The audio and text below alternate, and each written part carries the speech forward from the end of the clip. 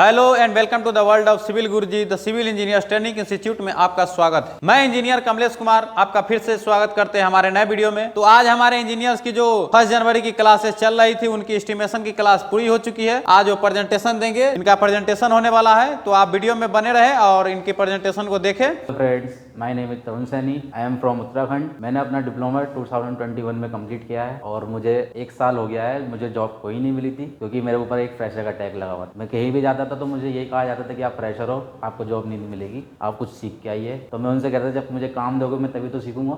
But ऐसा कहीं भी होता है कि कोई कुछ सिखाए आपको खुद पर्सनली सीखना होता है सारी चीज़ें। अब तक जो हम कॉलेज में पढ़ते आ रहे थे उसमें ऐसा कुछ नहीं था जो साइड पे सिखाया जाए हमको। लेकिन अब ये प्लेटफॉर्म सिविल गुरुजी का जो प्लेटफॉर्म बना हुआ है, इसमें हमको स्किल दी जाती है सारी चीज़ के बारे में। तो मैं यहाँ पे अपनी टीटीसी की ट्रेनिंग लेने आया हूँ के बारे में आपको बताना चाह रहा हूँ कि आज हमारी प्रेजेंटेशन है। तो आज हम प्रेजेंटेशन कर रहे हैं, एस्टिमेट कंप्लीट कर रहे हैं। तो उसके अंदर मेरा एक टॉपिक है आपका slab beam shuttering, slab beam concrete, slab shuttering और स्लैब कंक्रीट। तो आज मैं अभी आपको पहला टॉपिक के बारे में बताना चाहता हूँ, स्लैब बीम शटरिंग के बारे में। तो स्लैब बीम की शटरिंग का मैंने आपको दिखाया, यहाँ पे सेक्शन डायग्राम बना हुआ है। सेक्शन डायग्राम में आप देखिए 350 की हमारी बीम की हाइट है और विड्थ जो है 250 mm की है। और उसके ऊपर आप देखिए कि 125 mm की हमारी स्लैब डली हुई है। इसके लिए हमें शटरिंग करने के लिए सबसे पहले हमको ये ध्यान रखना पड़ेगा कि हमको कौन कौन सी डायमेंशन लेनी है शटरिंग करने के लिए। तो सबसे पहले हम शटरिंग करने के लिए हम निकालते हैं, जैसे ये मान लो हमारा बीम ए हो गया, तो इसकी हमारे पास लेंथ है 3.3400 लगा लो, 3400 mm। सबसे पहले हम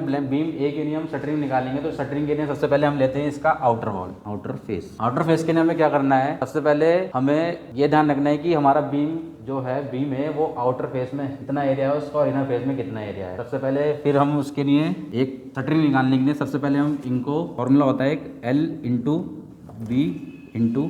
तो हमारे पास शटरिंग कैसे लेंगे, आउटर फेस की शटरिंग के लिए हम लेते हैं L/B। तो L/B का आपको पता है कि हम मेजरमेंट उसको मीटर स्क्वायर में लेंगे।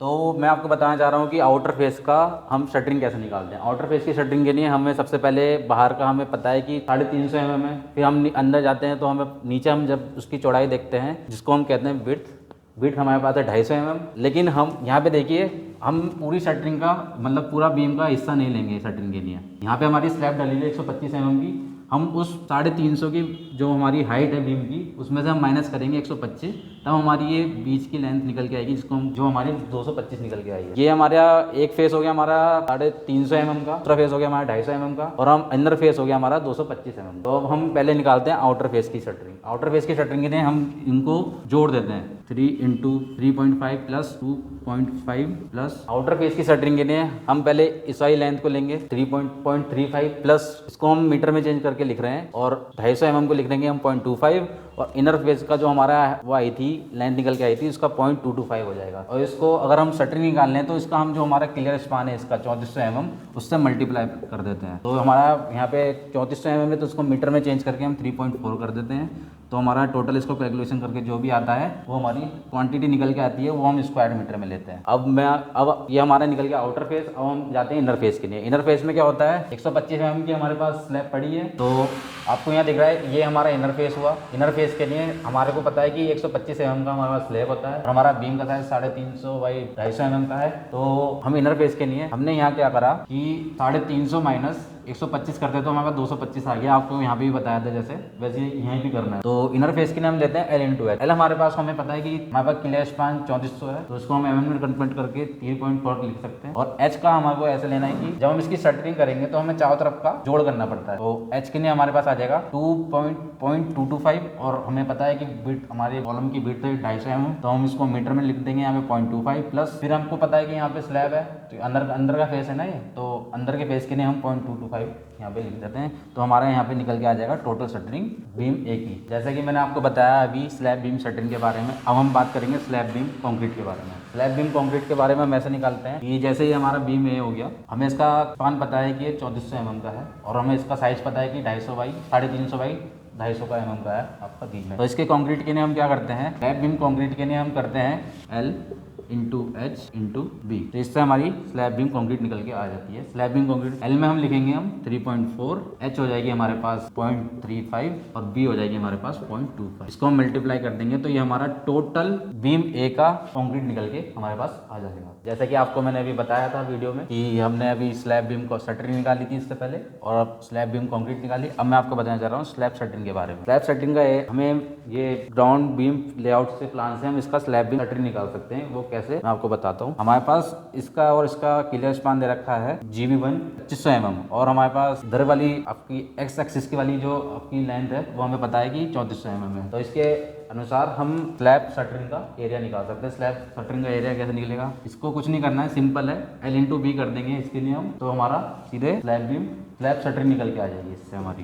तो 0.25 इंटू 0.34 हमारी पूरी शटरिंग निकल के आ जाएगी हमारी। अगर हमने इसको A1 माना है तो A1 का हमारा स्लैब शटरिंग के बारे में। स्लैब शटरिंग का एरिया हमारे पास मान लो कि A1 हुआ।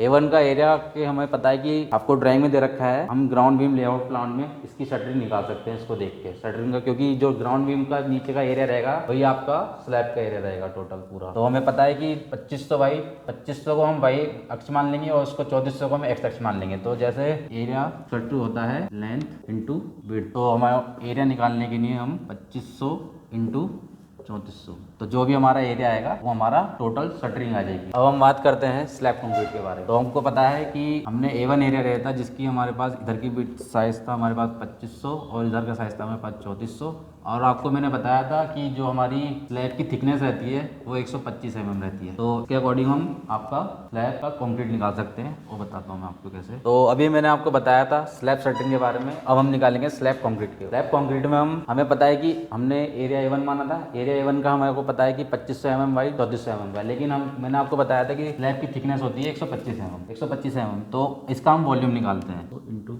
3400 और आपको बताया था मैंने हाइट 125 ली जाएगी क्योंकि 125 mm का हमारा स्लैब होता है। ये सब मैं mm में ले रहा हूँ, आप इसको कन्वर्ट करने के लिए इसको मीटर में भी ले सकते हैं। तो जो भी हमारा वॉल्यूम निकल के आएगा उसको हमारे पता चल जाएगा कि एरिया A1 में स्लैब का वॉल्यूम कितना है, तो हमारा टोटल कंक्रीट निकल के आ जाएगा। और मैं आपको बता दूं जितनी भी शटरिंग हमारी ली जाती है वो स्क्वायर मीटर में ली जाती है और हमारा जितना भी कंक्रीट आता है वो सब वॉल्यूम में लिया जाता है। मैं आपको और बताना चाहता हूँ जितनी भी हमारी टोटल शटरिंग होती है बिल्डिंग की उसको हम स्क्वायर मीटर में नापते हैं और जितना भी हमारा कंक्रीट वाला पार्ट होता है उसको हम क्यूबिक मीटर में लेते हैं। आई होप कि आपको वीडियो अच्छी लगी होगी।